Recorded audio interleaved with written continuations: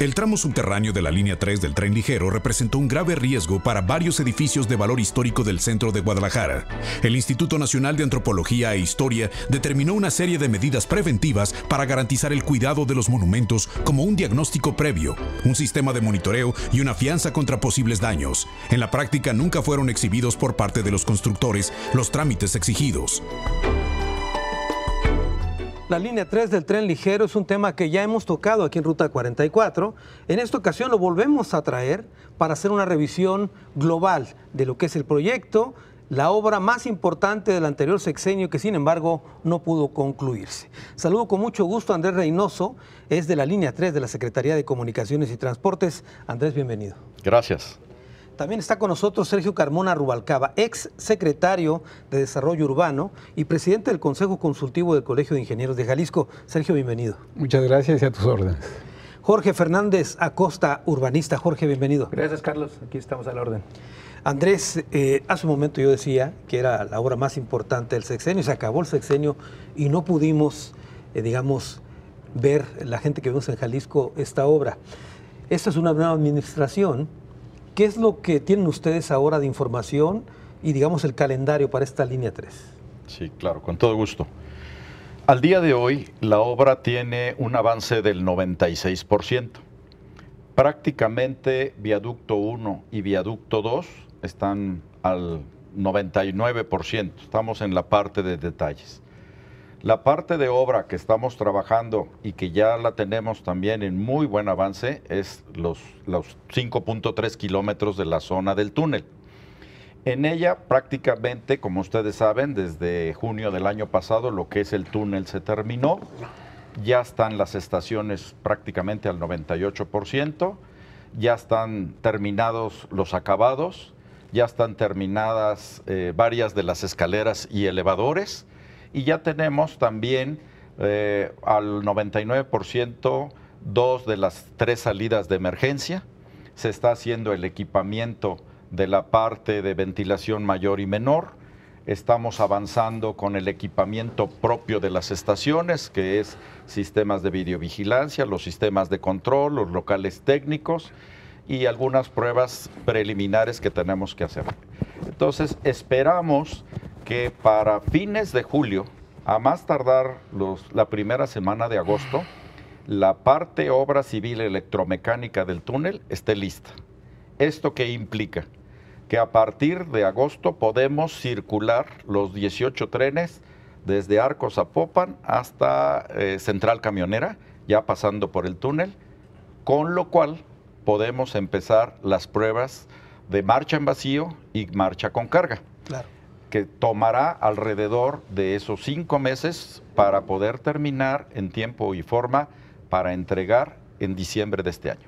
Sergio Carmona, en tu opinión, Gracias. ¿Por qué la obra no estuvo en tiempo? Como tantas veces nos dijeron, va a estar en tal año, se fue prolongando, etcétera, etcétera. Mira, yo te diría que la obra no estuvo en tiempo. Si yo fuera muy inocente, te diría que fue por ignorancia. Te diría que no atendieron a ese principio general de que para poder concluir una obra necesitas primero pasar por el proceso de planeación, diseño, ingeniería y luego construcción. Yo pienso que el principio fundamental es poner en un plano, y un plano es XY, y poner las partes, acomodarlas para luego proyectarlas. Y si después de ese proyecto no te gusta, las reacomodas para poder cumplir en tiempo, calidad y forma. Yo creo que yo diría, fue por ignorancia porque no conocían ese proceso, pero entendiendo un poco de los procesos de la inversión pública, me queda claro que muchas veces no atienden a ese principio fundamental del desarrollo de una obra de infraestructura y muchas veces atiende a la decisión de un gobernante de decir, prometí en campaña tal obra y aquí está el dinero. Ponen el dinero y después meten en un berenjenal a todos los técnicos para poder ajustar todo lo demás en función del dinero que hay o que se consigue. Entonces están al traste con toda esa línea de acomodo de las cosas para que cumplan bien. Entonces yo creo que un poco es el ejercicio autoritario de los recursos que dice, aquí hay tal dinero y quiero que lo gasten en tanto tiempo en tal obra. Por eso pues no se cumplen ni los tiempos.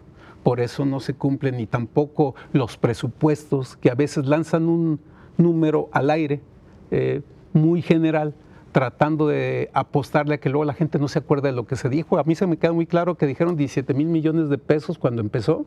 No se me olvida a mí ese número. No sé si al resto de la población sí, pero estamos extremadamente lejos de que se llegue a esa cantidad. Cuando a la gente que hemos estado en el tema de la inversión pública dicen esa cantidad, yo dije, pues, oh caray, dije, por fin van a quitar el tema de la corrupción de por medio, porque si va a salir en ese costo, qué maravilla.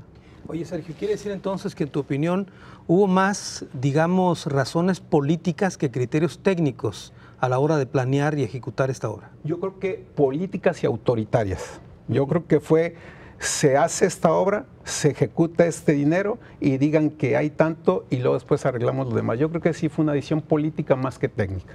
Por eso, Jorge Fernández Acosta, estamos viendo que empiezan a, digamos, a aflorar una serie de situaciones como socavones, etcétera, etcétera. Sí, yo agregaría lo que comenta Sergio, que además hubo descoordinación, porque efectivamente nos dimos cuenta que en el ejercicio anterior de gobierno fue un proyecto impuesto, que no conoció la realidad tapatía en todos los ámbitos, es decir, se hicieron estudios, yo creo que desde satélite del subsuelo, así para poner un ejemplo muy claro, muy explicativo, porque realmente fue sorprendente las afectaciones que hubo a los inmuebles patrimoniales, por ejemplo, en relación a las características del subsuelo y lo que provocó la obra del tren. También hubo mucha opacidad en los procesos de proyecto. La gente no conocíamos el proyecto.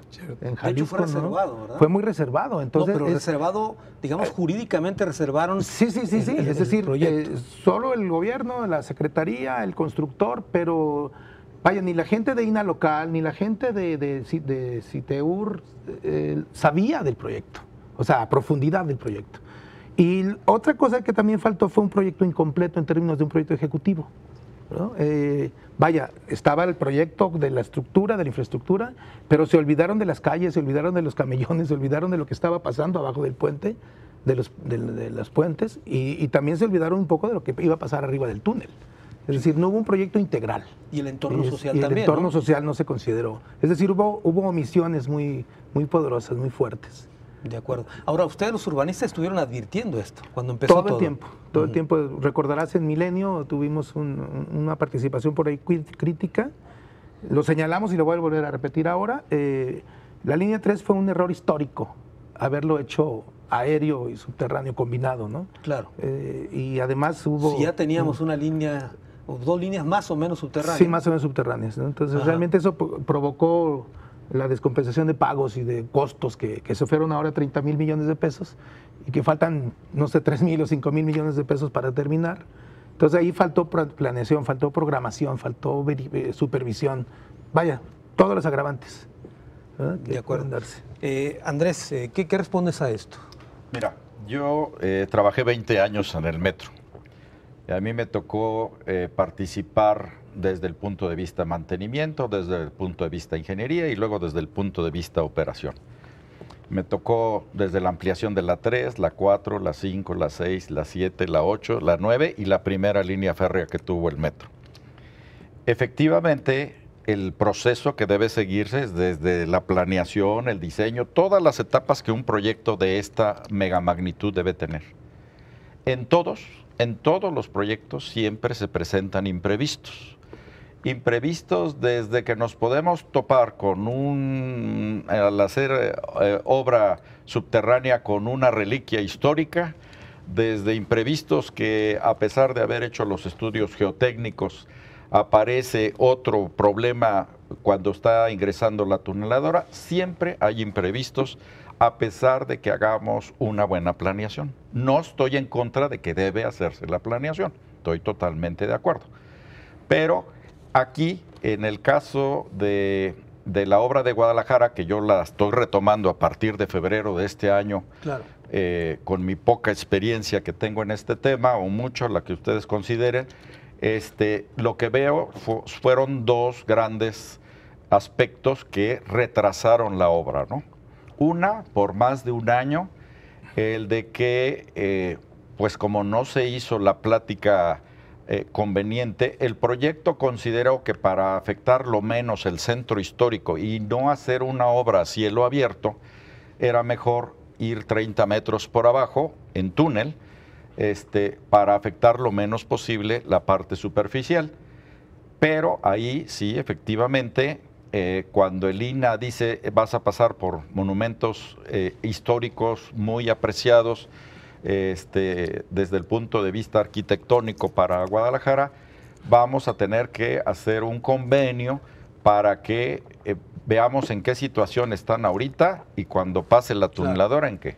Efectivamente, se hizo una radiografía de todos los monumentos históricos y edificios inmuebles aledaños al trazo de la obra para que con notario se identificara cómo estaban desde el punto de vista antes de que entrara la tuneladora.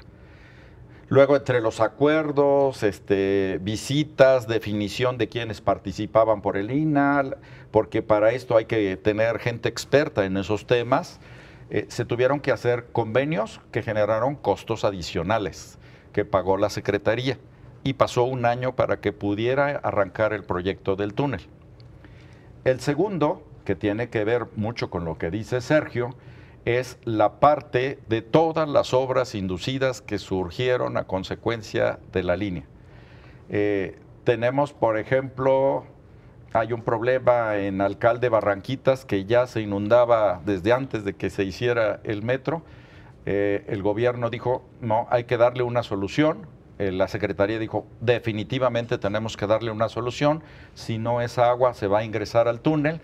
Entonces tuvo que hacer un microtúnel, ¿no? De más o menos 450 metros con una microtuneladora por 5 calles para por gravedad sacar el agua de Alcalde Barranquitas mientras se puso un mega equipo de bombeo para que mientras estuviera la construcción. Así como esas, hubo varias obras inducidos, imprevistos, que fueron disparando la obra. Y retrasándola también. Y retrasándola. Y luego, pues si a eso vemos que empezamos en 2014, hoy una obra que yo contrato en 2014 y un concepto vale 100, pues para hoy ese mismo concepto tengo que pagarlo prácticamente en 139, ¿no? Claro. Entonces, los costos también se disparan por ajustes de costos financieros, claro, y etcétera, ¿no? Tengo que hacer una pausa, Andrés. Sí. Regreso para claro, concluir con esta idea. Volvemos, seguimos con este tema de la línea 3.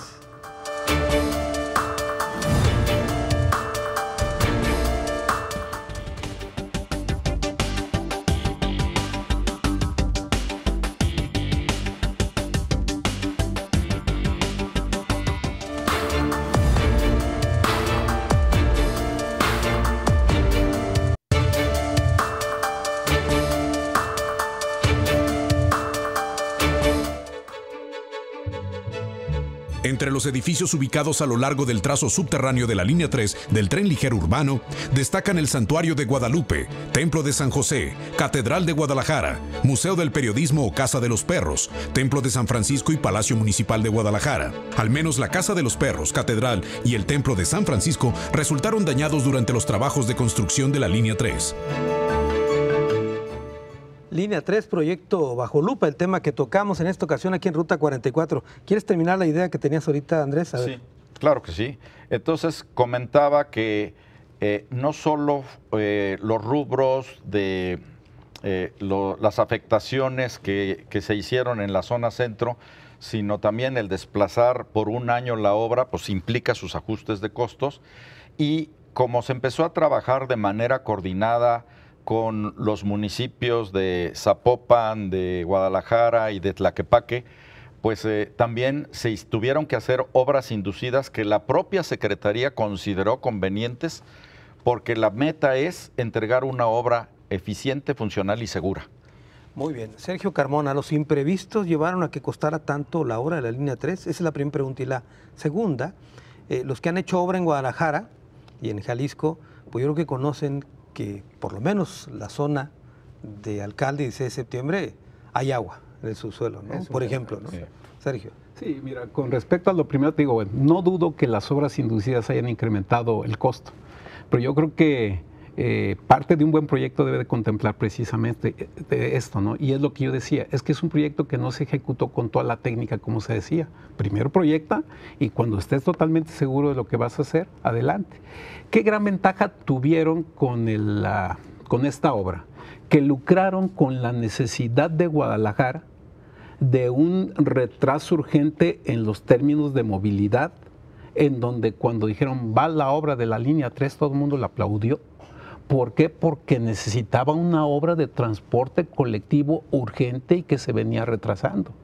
Y entonces, cuando tienen esta aprobación por necesidad de la gente, se concentraron más en la obra en sí que en el entorno. Yo estaba viendo unos videos ahora que me invitaste, Carlos. Me metí a ver, por si los quieren borrar, Andrés. Lo estaba viendo ahí en la página de la línea 3. Bórrenlos, porque la verdad de todo lo que ofrecieron ahí cuando dejaron de la obra, nada se ha cumplido. Hablan de que estarán muy preocupados por restablecer el entorno, que van a ver por la ciudad y los barrios y no sé qué tanta cosa más. Y una de las declaraciones de hace poco decían, es que en la obra nunca se hizo la promesa, y eso le dijeron al Estado y los municipios, de que nosotros íbamos a hacer las obras complementarias. Y ahí dice que sí. En el proyecto, ahí está. En el proyecto. Y ahí que dice, ahí están los videos, yo lo estaba viendo ahorita en la mañana. Hay de hecho un plan que se llama de mitigación por el tráfico, sí. Tiene 40 páginas en negro. O sea, no puedes ver lo que dice ahí. Está en negro, Andrés. Está en negro, no sé qué pasa. Pero a ver, ibas a continuar. Yo creo que si este proyecto hubiera sido analizado adecuadamente, claro que llegan a un número más cercano. Claro que también tiene que ver el efecto de la inflación, las cosas, pero ni tampoco hemos estado metidos en que estuviéramos en los tiempos de Miguel de la Madrid o de otro que llegamos a un 600% de inflación, no. O sea, yo creo que tampoco da para que se haya ido, te hablabas de 30,000, pero pues la última cifra que hablaban de 35,000 y todavía le dijeron al gobernador que faltaban 7,000, 8,000, una cosa así. Entonces digo, ahorita pues un número, qué barbaridad. Y el tema de la 16 de septiembre. Y el otro tema es, pues claro que el alcalde Barranquitas, los que conocemos Guadalajara y somos que claro que sí se inunda, pero también sabemos que hay zonas que fueron afectadas. Alcalde Barranquitas arranca desde lo que era la Facultad de Derecho, que cruzaba la avenida Alcalde, que le hicieron una gran barrera con la línea 3 del tren. Por eso las señoras que vivían en esa parte, con esa megabombeo que hablaba aquí Andrés, pues claro que en el momento en que fallaba se inundaban o que era insuficiente. Yo creo que hay muchas cosas que no previeron, así como también todas las cantidades, no nomás son los edificios. Hablamos del aspecto patrimonial, yo lo diría en dos partes. Uno que es el patrimonio de la ciudad, que son todos esos templos, pero también el patrimonio particular, porque hay una gran cantidad de particulares que se vieron afectados y que nadie está viendo por ellos. El comercio también. Sí, y entonces, ese retraso, no más hay que medirlo en cuánto le va a costar al gobierno mitigarlo. Hay que ver los costos ocultos, cuánto ha perdido la sociedad tapatía por cada día de retraso en la activación económica. Jorge Fernández Acosta, sobre este mismo tema. Pues bueno, yo de alguna manera quisiera retomar que ya refirió el señor Reynoso y Sergio, alcalde de Barranquitas, porque me tocó vivirlo en carne propia, en el sentido de conocer a las personas que viven en esas casas afectadas. También hubo en el proceso, más allá de la planeación y más allá de la programación y los recursos, negligencias y hasta criminales. Una de las primeras inundaciones que padecieron las personas que viven allí fue porque la persona encargada de las bombas no fue a trabajar ese día y no fue sustituida. Y eso provocó una inundación con heces fecales y drenaje sucio, etcétera, que afectó a viviendas y las viviendas se le estaban cayendo. Fue muy dramático. Entonces, la parte de la atención al factor humano, Carlos, fue también una omisión muy poderosa, que la línea 3 es un periférico, es un efecto secundario, digámoslo así, pero que tampoco se consideró, ¿no? Decía Andrés hace un momento que se hizo una radiografía de los edificios de valor histórico para protegerlos. ¿Tú crees que funcionó esto? Me parece que no, y soy tajante, ¿no? Sergio y yo somos testigos de específicamente en uno, no lo voy a referir, bueno, San Francisco, en el que ni siquiera había estudios formales, serios, del subsuelo, cuando se tomó una decisión de aplicar un sistema de cimentación y sustentación inadecuado totalmente, ¿no? Y de la misma manera inyectar concreto de manera indiscriminada, etcétera. Sergio sabrá hablar más al respecto de eso. Pero entonces realmente no hubo el cuidado de atender la importancia del patrimonio, como bien dice Sergio, histórico, humano, civil, ¿no? En concreto, el templo de San Francisco tiene 450 años y no tiene cimientos, creo, ¿no, Sergio? Así es. Así es. Y fíjate, la cosa es que se manejaba la información en un círculo tan cerrado que el gobierno federal, junto con el gobierno del estado y el gobierno de los municipios, y CITEUR, manejado por varias de las dependencias que ni siquiera eran ingenieros ni noción tenían de las cosas, digo, por las declaraciones tan torpes que hacían, empezando por CITEUR, que era la más torpe para declarar, porque estaba maniatado. Era muy difícil acceder a la información. Por ejemplo, en el caso de San Francisco que comentas, ellos trataban de manejar la información de que estaban inyectando concreto. Lo que no decían era que el concreto que estaban inyectando era para que la tuneladora pasara cómodamente y cortara, no para defender al templo de San Francisco. Y bueno, pues no lo digo yo, lo dice el templo, que está totalmente fracturado. Tiene más de un año cerrado, ¿verdad? Más de un año cerrado, ahí está totalmente fracturado, y lo que se trataba era que avanzara la tuneladora para ver si alcanzaban a cumplir el tiempo. La verdad es que las obras que dependían de eso, pues no. Y un comentario, Andrés, digo, no es con el ánimo de decir, cuando nosotros hablamos, cuando se habla de la línea 3, si no cuestionamos la parte subterránea, lo que cuestionamos es la parte aérea, porque es la que va por arriba, porque Guadalajara se merecía una obra en donde no le dejaran cicatrices. Yo pienso y hablo, lo que menos tengo es de urbanista, pero sí conozco muchos amigos urbanistas, entre los cuales estoy viendo aquí a uno, en donde saben lo que va a representar para Guadalajara, que después de esta obra, en lugar de que quede como estaba, vamos a tener siempre ahí un monstruo que va a estar surcando a la ciudad, cuando si hubiera sido la obra totalmente subterránea, nuestra Guadalajara seguiría siendo la misma. Andrés. Mira, si me permites voy a empezar por el comentario final. Una obra metro en ciudades tan importantes como en Ciudad de México, Monterrey y Guadalajara, siempre son la solución más conveniente. Es la más costosa, pero es la más conveniente. Grave sería que la Ciudad de México no tuviera metro ahorita. Mueve 4.5 millones de habitantes.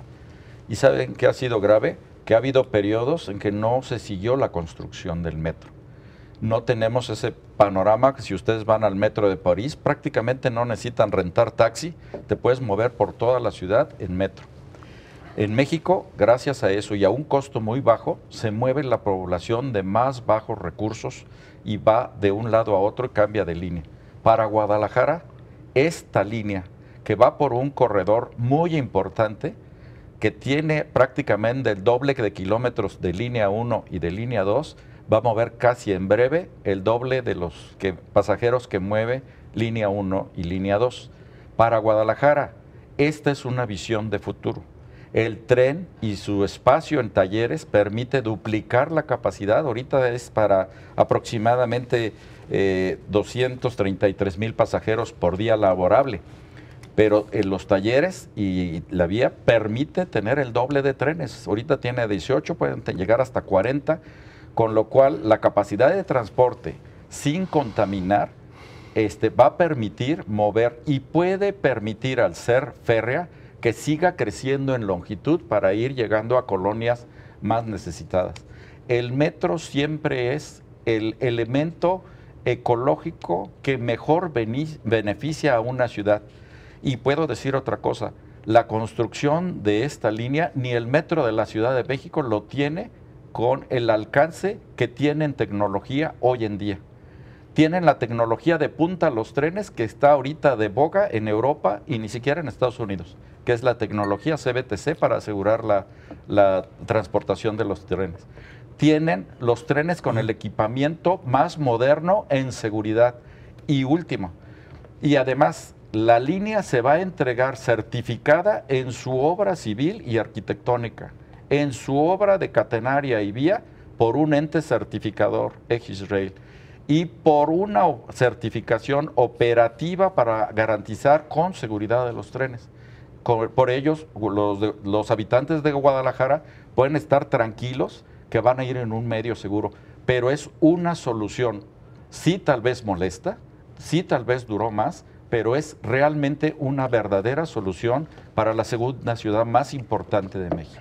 Andrés, una pregunta nada más. ¿Por qué la mayor parte de la red del metro de la Ciudad de México es subterránea y en Guadalajara no se hizo la opción que fuera subterránea? Ya había 2 líneas y así, que era muy costoso. Pero ¿por qué es invertirle a una línea subterránea en la Ciudad de México y no en Guadalajara?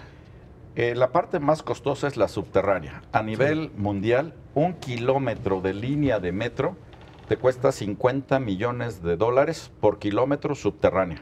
Sí. Es más barata la superficial y un valor intermedio la aérea.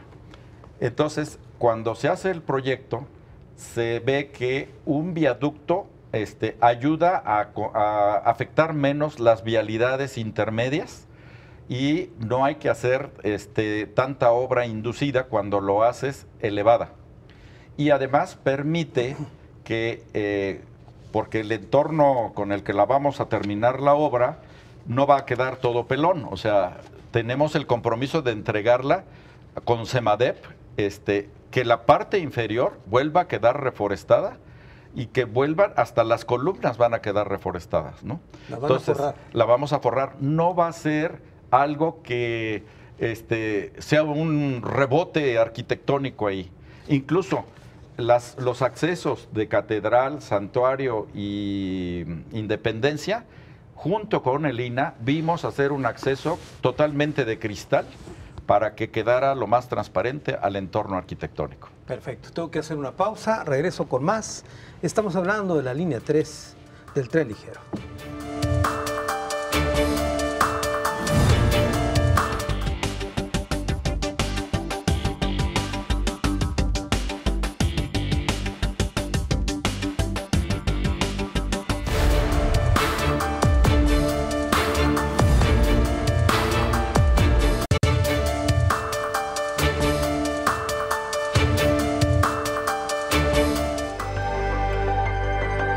Uno de los edificios históricos más afectados por la construcción de la Línea 3 fue el Templo de San Francisco. Al ubicarse justo donde el tramo de la Línea 3 hace una curva para tomar la Avenida Revolución, las obras de construcción causaron grietas en el edificio de más de 4 siglos y fisuras en la fachada principal, lo que motivaron su cierre desde hace más de un año. Aunque los constructores inyectaron concreto para proteger el monumento, la técnica falló.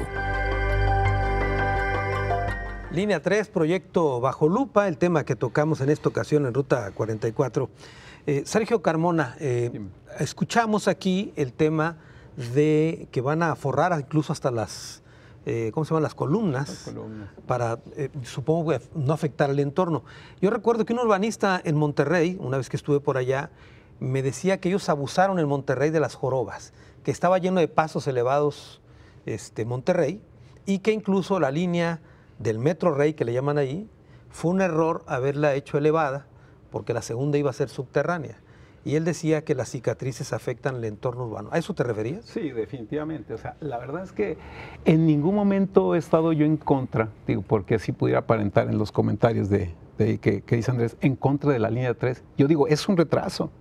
O sea, es algo que reclamaba la ciudadanía de hace muchísimo tiempo, que se invirtiera más en lo que es el transporte colectivo más que en el transporte del automóvil. Te lo digo en primera persona. Yo he tenido un análisis retrospectivo y estoy totalmente convencido de que si no se le apuesta a que haya transporte masivo, los pasos a desnivel y los puentes seguirán siendo insuficientes o bien siempre serán paliativos, siempre van atrás resolviendo un problema. Pero el transporte colectivo definitivamente que la obra, pues, habrá que aplaudirle a la obra como obra de transporte. A lo que habrá que abuchearle es a su falta de planeación y para mi gusto, a su error en el proyecto de no haberla contemplado como una obra subterránea, que yo creo que a Guadalajara la meritaba. Y una cosa más, que se sigue hablando de la línea 3. Yo digo, ¿en qué momento el gobierno federal y el gobierno del estado, digo, a quién en el gobierno del estado también tienen ahí, que siguen hablando de la línea 3 y de la línea 4? Ellos deben estar hablando de una red de transporte masivo. Mientras se sigan hablando de líneas en lugar de hablar una red, entonces el problema es el mismo. Andrés lo decía. Vayamos a ver a París, Nueva York, son redes de transporte, no son líneas de transporte. Una línea de transporte te lleva del punto A al punto B. Te puedes bajar si tú quieres. No deberíamos hablar de líneas. No, de una red. De un sistema. Sí. Que te conecte los diferentes tipos de movilidad, pues sí, que te una por superficie con el transporte en autobús, que te pueda conectar a una ciclovía, que te pueda conectar a otra línea, pero en otro sentido, en otra dirección. Y el problema es, ni el gobierno federal, ni el gobierno estatal, y ya, pues el gobierno municipal, digo, caray, a ninguno lo escucho hablar de sistema, todo el mundo hablan de la línea. ¿Y los jardines en esos tramos elevados que se van a construir no aminoran la cuestión visual? Pues yo creo que es un paliativo, es un curita a una fractura expuesta, desde mi punto de vista, ¿no? O sea, hay que resolverle, ya está ahí, pues hay que ver de qué manera se le resuelve, ¿no? Jorge Fernández. Sí, yo agregaría, hablando de los jardines, me parece que también sería muy positivo como que tener una visión más integradora. A lo que voy es que la gente sería bueno que participara en la configuración de estos jardines, por ejemplo, para cuidarlos, para que los haga propios, ¿no? Vaya, inclusive el mantenimiento también.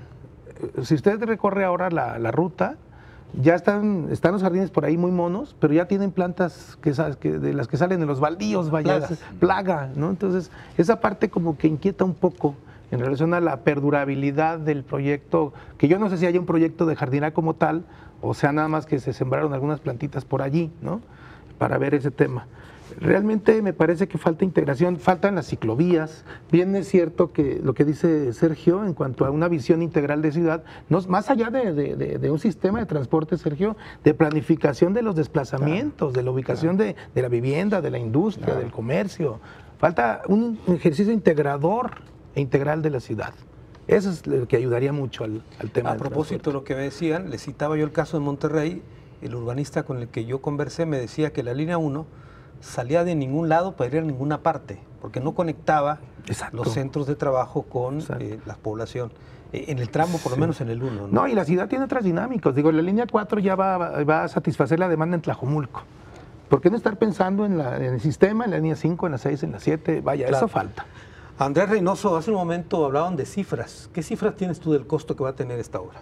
Sí, hasta ahorita se han ejercido alrededor de casi 27.800 millones de pesos y para terminarla ya este año son 4.500 más, que es lo que se comentó en la reciente visita del presidente de la República con el gobierno del Estado. Más de 31.000 millones. Como 31.000 millones, que es en cartera están registrados hasta 33, pero la obra va a salir en 31.800, máximo 32. 32. Ese es el monto final. Respecto a la página que decía Sergio, la Secretaría no tiene una página, la única que hay es una que tiene CITEUR, con parte del gobierno del Estado. Vamos a ver con él que está puesto en la página para que los datos correspondan a lo que realmente es la obra, ¿no?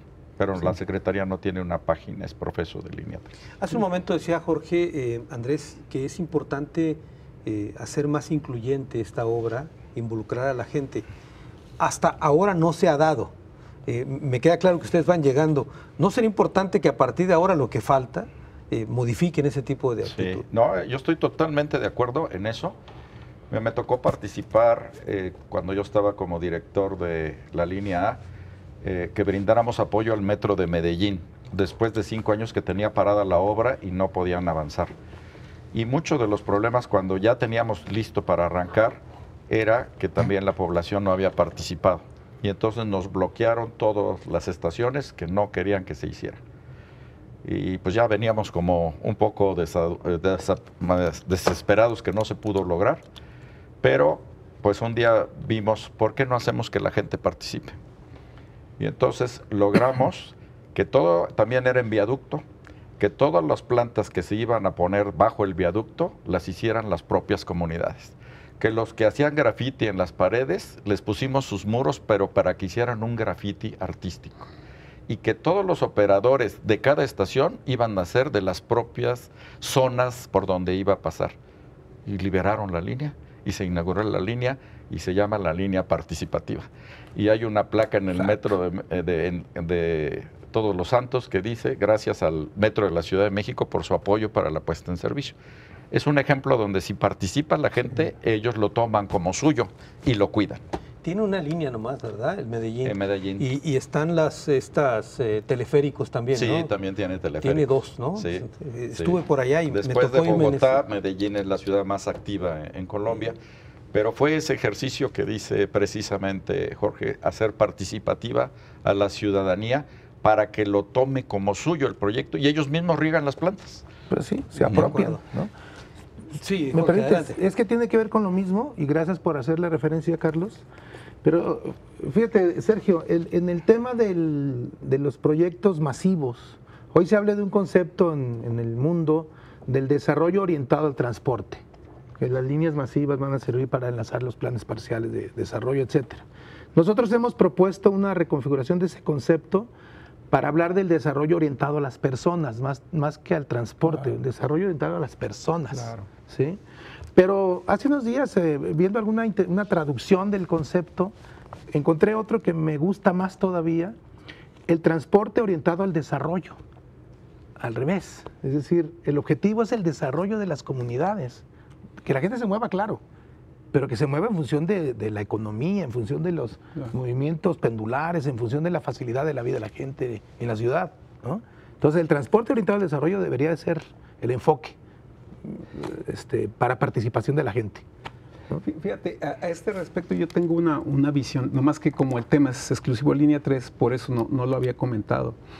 Es que esta planeación es tan importante, la planeación del desarrollo, en donde se confunde desarrollo con crecimiento.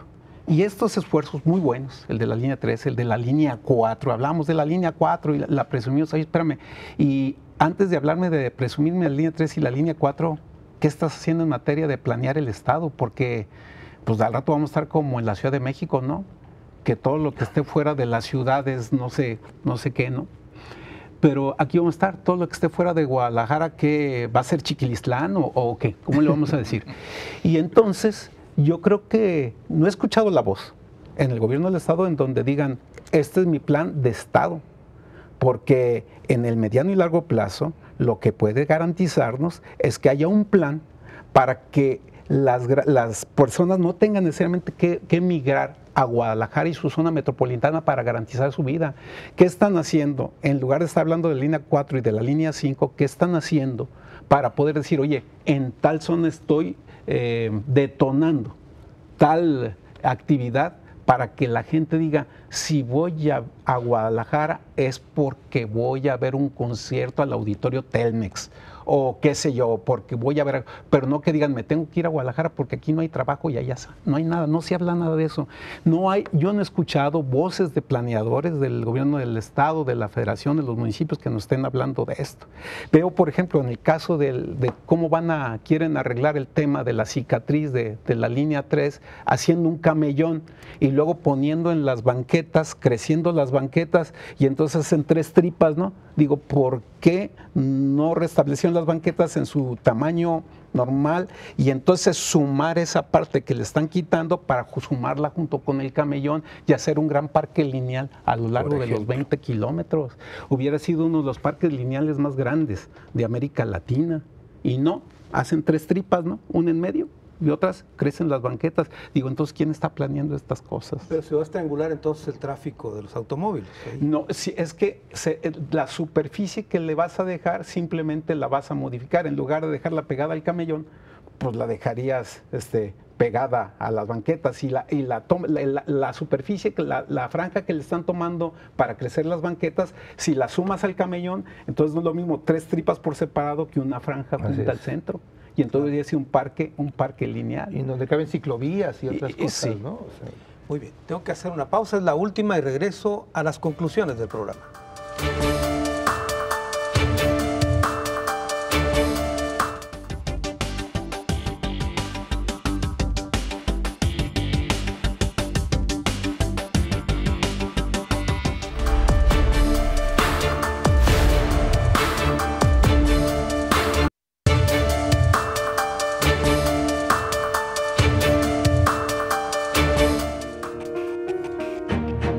un socavón de más de 12 metros de diámetro se abrió frente a la Casa de los Perros, tragándose una excavadora de la Secretaría de Infraestructura y Obra Pública. El incidente despertó la sospecha sobre las condiciones en que se encuentra todo el paso subterráneo de la línea 3, por lo que las autoridades federales harán una revisión a los 5 kilómetros de todo el tramo.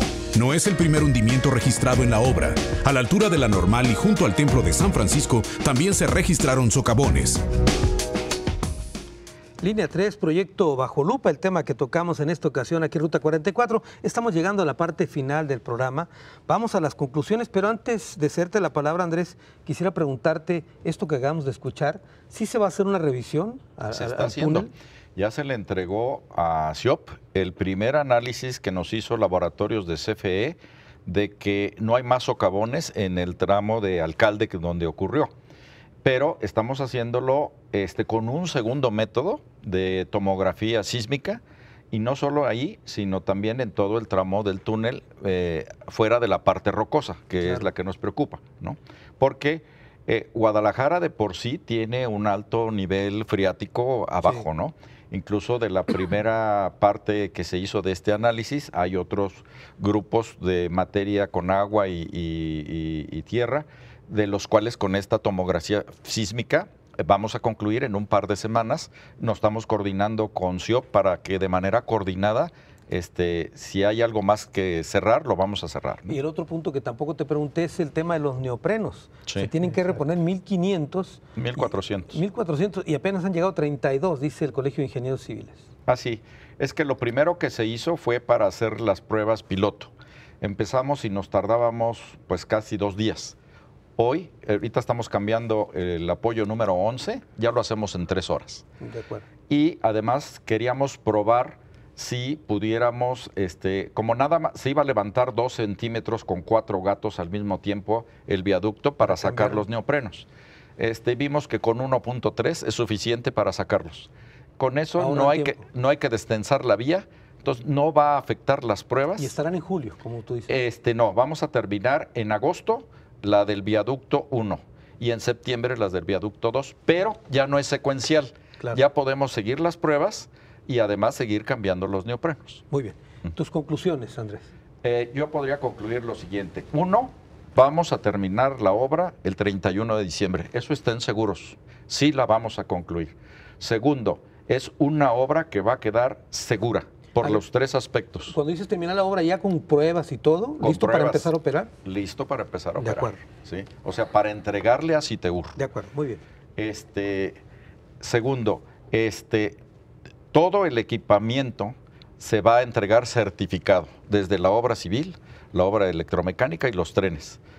Estamos trabajando de manera conjunta, Citeur, nosotros, CIOP y la Secretaría de Transporte, para que no ocurra lo que aquí se comentó, que estábamos como que divorciados. Y de manera conjunta tenemos una sola visión, todas las dependencias. Terminar para que Guadalajara pueda estrenar un metro seguro, eficiente y confortable, con tecnología de vanguardia. Eso pueden estar seguros, que va a llegar el momento en que podrán hacer visitas al puesto central de control, a la tecnología que tiene el tren, a la filosofía de las estaciones que tiene el concepto de accesibilidad. Tenemos 73 elevadores, 164 escaleras, puede subir gente en silla de ruedas, los trenes tienen espacio para 2 personas en silla de ruedas, pueden entrar y salir en cualquier estación, hasta en las subterráneas. Y hay la seguridad de que además la funcionalidad operativa se va a dar, y no tengo ni la menor duda que van a rebasar, antes de un año van a estar transportando más de 300,000 pasajeros por día laborable. De acuerdo. Otra pregunta, en el caso de los edificios que fueron afectados, ¿la Secretaría va a cubrir esos daños? Y seguimos, miren, ahorita de todo lo que estamos hablando de afectaciones, 8 de los templos ya terminamos la primera fase, que es San Francisco, la Catedral, Templo San José, Museo, etcétera. Estamos en la segunda fase de San Francisco y de Catedral. Tenemos todavía la tercera fase. Tengo el presupuesto apartado para continuar y lo estamos haciendo de la mano con el INAH. Mi supervisor de estos trabajos no es una supervisora de nosotros, es el INAH, quienes están validando y hemos hecho más allá de lo que apareció en la radiografía original. De acuerdo. No solo rellenar las grietas, el INAH nos ha estado pidiendo el 80% de lo que hemos hecho es más allá de lo que había que hacer. Muy bien. Sergio Carmona, tus conclusiones. Sí, un montón. Bueno, la primera, pues una recomendación para la próxima, si me la acepta Andrés. Mucho cuidado con las cifras, porque hoy no es tan fácil decir una cifra, porque vía transparencia, más temprano que tarde, cuando te las contrastan te dicen, dijo que 32 y no son 32. Digo, nada más es el tema. El segundo es, qué bueno para Guadalajara que se piensa en transporte masivo. Qué malo para Guadalajara que Guadalajara, hablo de la zona metropolitana, que no se esté poniendo en el concierto del Estado de cómo ver una planeación general para poder equilibrar más el desarrollo y no se convierta un crecimiento en una acromegalia urbana, un crecimiento sin medida de la cabeza y mal las extremidades. Esa es la segunda. Tenemos que ver el concierto del Estado. Con respecto a la entrega de la obra, hombre, pues no sé si considera buena noticia que sea diciembre del 19, iba a ser del 17 o del 16. O sea, qué bueno, pues. Pero yo creo que esto debe ser una gran lección para que también los ciudadanos de alguna manera seamos vigilantes en exceso y exigir a las autoridades, porque por un lado había descoordinación, como decía Jorge, pero por otro lado había una total cerrazón porque no había por dónde llegar para acceder a la información. Gobierno federal, gobierno municipal, del Estado y CITEUR estaban en un círculo en donde nadie podía decir nada y era simplemente la instrucción federal. Entonces yo creo que debemos de buscar más la apertura y que debemos de pensar. Y la última tendría que ser que los tapatíos debemos de estar totalmente conscientes de que requerimos medidas para Guadalajara que sean más acordes a nuestras necesidades, pero no nada más presentes, sino que debemos de tener una visión de futuro. Y si la gente que nos va a dirigir en los municipios, en el Estado y en la Federación, trae una visión de ejercer lo que trae en la bolsa, se seguirán presentando estos problemas. O sea, con criterios políticos y no técnicos. ¿Cuánto traigo, cuánto conseguí, cómo lo aplico? Y a rajatabla, y después la ciudad, pues ahí, resuélvala como lo ha hecho, cicatrizando a como le va dando. ¿Te parece correcto que hablemos ya de la línea 4 cuando hemos terminado la 3?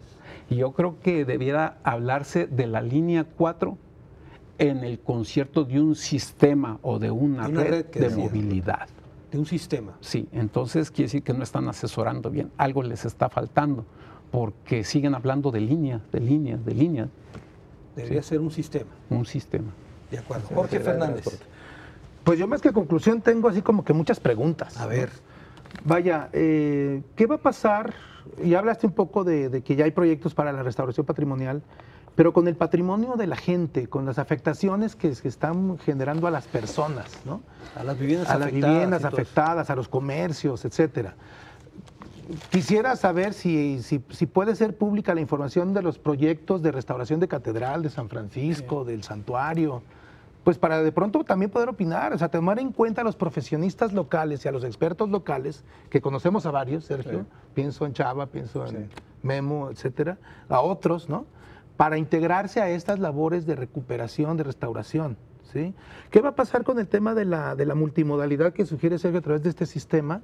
Porque bueno, estamos hablando de la obra ahorita, pero ¿cómo va a funcionar? ¿Cómo va a operar? ¿Cómo sabe la gente que va a operar? Es decir, toda esa información, ¿qué se está trabajando al respecto? ¿No? O sea, me salen esas preguntas. No se ha hablado mucho del agua, pero el tema del agua, hay hasta una especie de leyenda urbana en relación a Catedral, que por abajo pasan corrientes subterráneas. Nos pasó con el Mercado Corona a 3 cuadras, está inundado todavía ahora el 4º nivel. Y entonces, ¿hay agua, no hay agua? Vaya, esa desinformación a la gente, a las personas, yo creo que también hay que resolverla. A la gente hay que hacer transparente todo, ¿no? Para que sea más fácil. Sí, claro.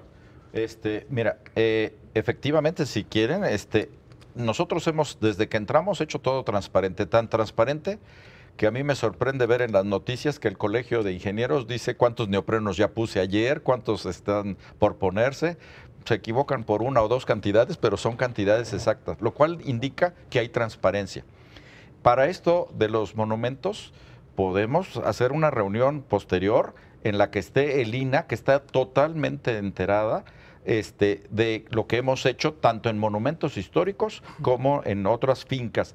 De 86 fincas que no fueron catalogadas como históricas ni artísticas, atendimos 72 de esas. De 57 inmuebles catalogados como históricos y colindantes, ya se atendieron 53 y todavía estoy con presupuesto para atender lo restante. No lo vamos a dejar colgado y mi supervisor no es una empresa de nosotros, es el INAH. Y pueden un día citar al INAH para que él dé fe de lo que estoy diciendo. ¿No? Perfecto. Pero, por ejemplo, en el tema de San Francisco, Carlos, o sea, se habla de como si estuviera resuelto el tema de San Francisco y no es tal. Estamos en la segunda fase. Porque lo que hicieron fue albañilería. Nadie ha hablado del tema de cimentación, y cuando nos decían que lo que estaban resolviendo, inyectando concreto, como lo dije al principio, no era para resolver el templo, estaban preocupados por su túnel. Y entonces yo digo, pues, y el INAH, nosotros estuvimos, porque apoyamos de allá a los franciscanos, nosotros estuvimos insistiendo, y la verdad que el INAH estaba tan maniatado como los municipios y el Estado. Ahí quien rifaba era la SCT con su proyecto de la línea 3 del tren, iba para adelante. Entonces yo creo que decir así también verdades a medias, como decir de 86 atendí 72, pero ¿qué es atenderlas? ¿Es resolverles su problema o sí nada más atenderlas? A ver, si les parece, me parece que el tema va para más. Sí, Andrés, te quiero comprometer para que regreses en otra ocasión. Claro que sí. Y continuamos hablando sobre la línea 3. Oye, Carlos, ya algo brevísimo. La verdad es que me agradó mucho que lo nombres como metro para Guadalajara, cuando es un sistema de tren eléctrico, y sí nos hace falta un metro formal y serio. Muy bien, perfecto. Muchas gracias, Jorge. Gracias. Gracias, Sergio. Muchas gracias a todos. Y gracias, Andrés, porque tengo que decirlo, en los años que lleva la construcción de la línea 3, el tren eléctrico, es la primera vez que viene un funcionario de la Secretaría de Comunicación y Transportes aquí a dar la cara. Hasta la próxima.